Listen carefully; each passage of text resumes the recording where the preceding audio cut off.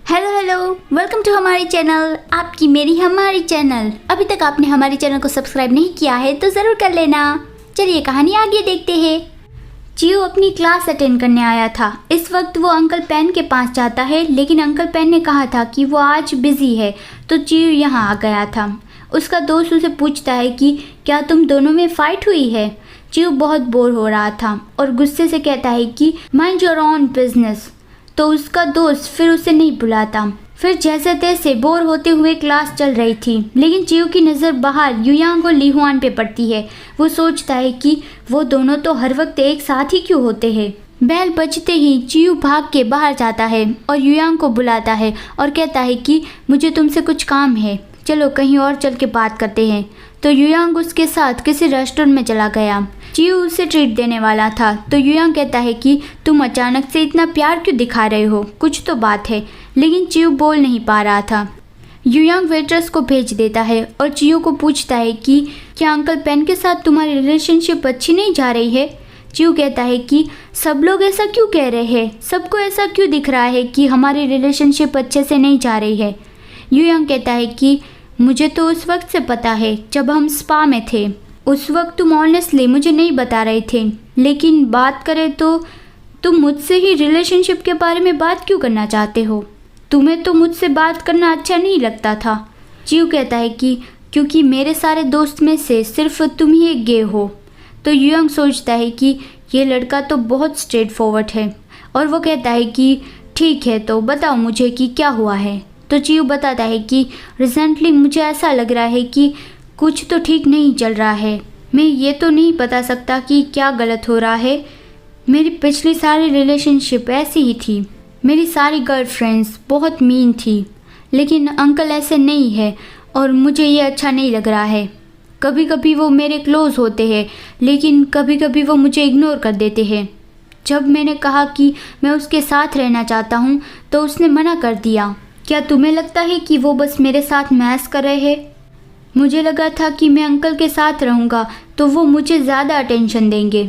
युयांग कहता है कि अब मुझे तुम ये मत बताना कि किसी को डेट कैसे करते हैं, ये तुम्हें नहीं पता।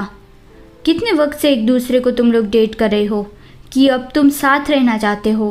तो चियो कहता है कि ये किस तरह का सवाल है, हम डेटिंग कर रहे हैं तो ये नॉर्मल बात है कि हम साथ रहने लगे। युयांग कहता है कि ये सच बात है, लेकिन पता है तुम अभी एक बच्चे की तरह किसी एडल्ट से कैंडी मांग रहे हो, ऐसा कर रहे हो, जबकि तुम्हें एक भी नहीं मिलने वाली। मैं सच में बहुत क्यूरियस हूँ कि तुम दोनों की रिलेशनशिप शुरू कैसे हुई थी। तो चियो बताता है कि क्योंकि शुरुआत में मुझे लगा कि मैन के साथ करना बहुत चैलेंजिंग होगा। तो युयांग उस पर गुस्सा करता है कि तुम तो सच में थरकी हो। तो चियो कहता है कि वो पहले था, लेकिन अब मैं ऐसा नहीं हूँ। अभी मैं अंकल को प्रॉपर्ली डेट करना चाहता हूँ।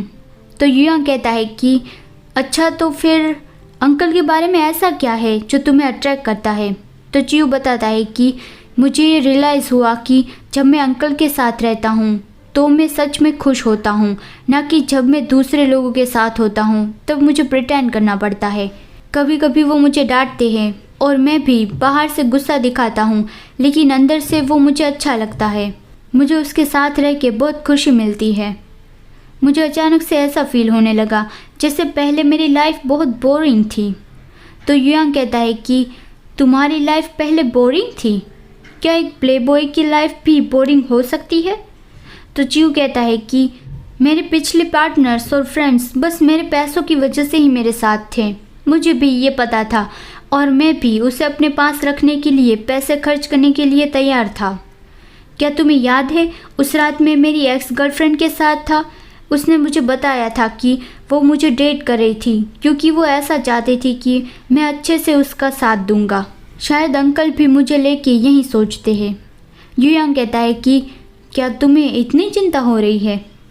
और फिर वो चियो को समझाता है कि तुम मुझसे बहुत छोटे हो और बच्चों की तरह ही बिहेव करते हो, तो तुम्हें बहुत मैच्योर होकर उनसे बातें करनी है, तभी तुम उसकी बराबरी कर पाओगे और तभी तुम उसे डेट कर सकते हो।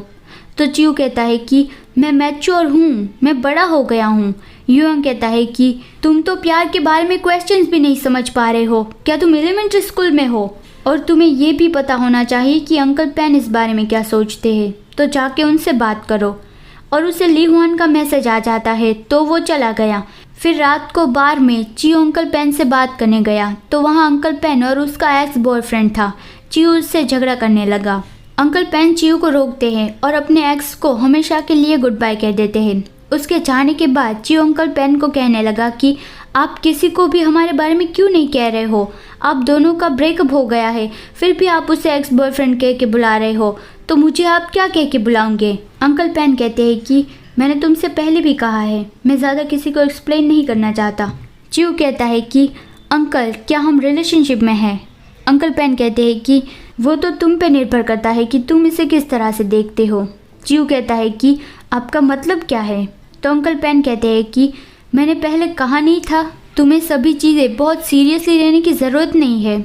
अगर तुम सब कुछ बहुत कॉम्प्लिकेट बना दोगे तो इसमें मज़ा नहीं रहेगा।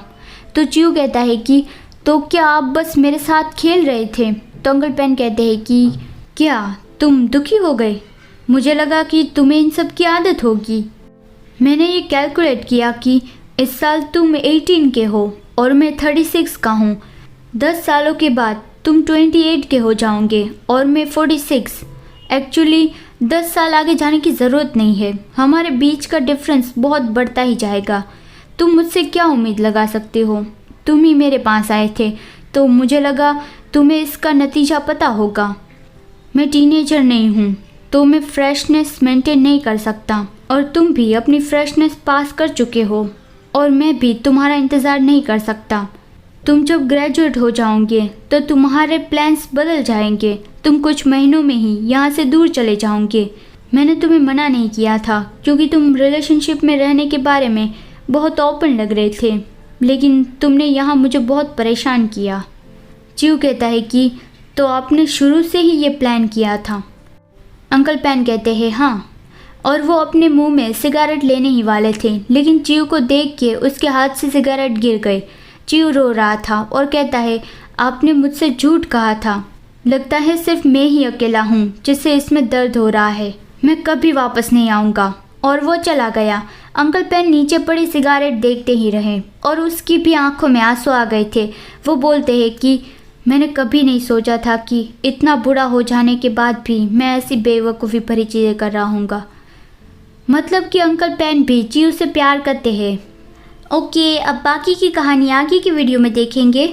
मुझे ना आपसे एक सवाल है, आपको इस कहानी में से कौन सा कपल सबसे ज़्यादा पसंद है, वो कमेंट करके ज़रूर बताना, ठीक है। Thanks for watching this video. अगर वीडियो अच्छा लगा है तो उसे लाइक करना ना भूले, ठीक है। मिलते हैं अगले वीडियो में, बाय बाय। अरे हाँ, मेरा favourite couple Uncle Pen and Chiyo है। Now bye bye, bye bye.